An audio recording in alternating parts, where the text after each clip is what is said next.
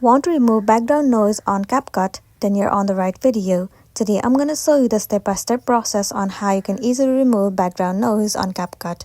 First thing first, move into your application CapCut. Once you're in the home page of CapCut, now click on New Video at the very top of the screen. Select any of the video that you want to reduce the noise, or you can select it from the recent project. Let me click on this one for now. Once you're inside the video, and let's say you have added the voiceover to the video, simply click on the voiceover or the music that you want to reduce the noise.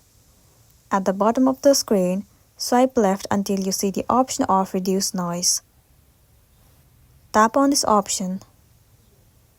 Toggle on this button, Reduce Noise, and then click on the stick icon. The noise has been reduced from this audio. But you should know that in order for you to apply this reduced noise effect, you must have the standard version of CapCut. So all you gotta do is tap on Join CapCut Standard at the bottom of the screen. Follow the on-screen process and pay the amount. Once you have the standard version, you will be able to export the video with the reduced noise effect, and then you'll be good to go. So that's the end of the video. If this video helped you, give it a like and check out our next tutorial. Thank you.